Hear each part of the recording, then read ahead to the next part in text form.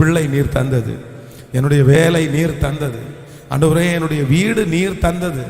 சொல்லுங்க ஆண்டவர், எல்லாம் நீர் தந்தது, எல்லாமே உம்முடைய கரத்திலிருந்து நான் வாங்கினேன். அதனால இன்றைக்கு இந்த காலை வேளையில எனக்கு ஒரு தேவை இருக்கிறது. எல்லாவற்றை காட்டிலும் உம்மை, சொல்லுங்க ஆண்டவரே, எல்லாவற்றை காட்டிலும் உம்மை நேசிப்பதற்கு நான் விரும்புகிறேன். அப்படிப்பட்ட ஒரு பாக்கியத்தை கர்த்தர் எனக்கு தாரும் ஆண்டவரே. சொல்லுங்க, அந்த அனுபவம் எனக்குள்ள வரட்டும் ஆண்டவரே, அந்த கிருபை எனக்குள்ள வரட்டும். எல்லாவற்றை காட்டிலும் இந்த உலகத்திலே நான் நேசிக்கிற எல்லாவற்றையும் உமக்காக பெற்றுக்கொள்கிறதற்கு மட்டுமல்ல, இழப்பதற்கும் நான் ஆயத்தமா இருப்பதற்கு. சொல்லுங்க ஆண்டவரே, அந்த பாக்கியத்தை கர்த்தர் இப்பொழுது தருவீராக. எல்லாவற்றை காட்டிலும் நான் உம்மை நேசிக்கிறதற்கு பலன் தாரும். ஹல்லேலூயா. இந்த நேற்றைய தினத்திலே ஒரு ஊழியக்காரரை சந்திக்கும் போது அவங்க ஒரு ஃபேமிலியை குறித்து அவங்க பேசிட்டே இருந்தாங்க.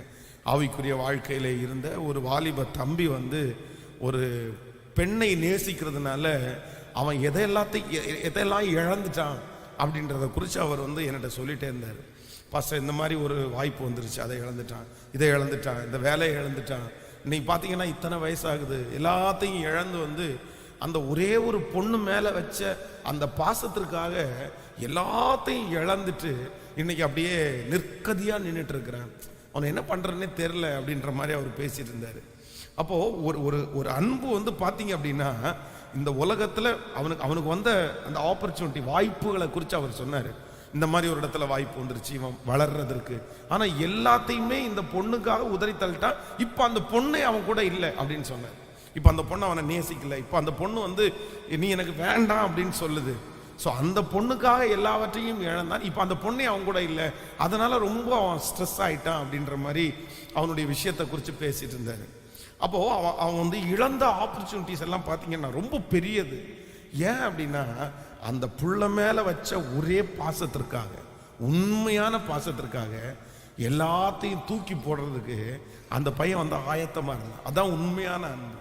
அப்போ ஆண்டவருடைய பிள்ளைகளே, சில காரியங்களை ஆண்டவர் விட்டுரு, வேண்டாம், இது எதுக்கு உனக்கு, இதனால தானே நீ என்னை விட்டு தூரம் போற, இதனால தானே நீ என்னை நேசிக்க முடியல, இதனால தானே என்னுடைய சமூகத்தில் நீ ரொம்ப நேரம் உட்கார முடியல, நீ ரொம்ப நேரம் இதை வச்சிருக்காத, இது உனக்கு வேண்டாம் அப்படின்னு சொல்லும்போது உண்மையான பாசமா இருந்தா நம்ம என்ன பண்ணுவோம்னா, கர்த்தருக்காக அதை இழந்துருவோம்.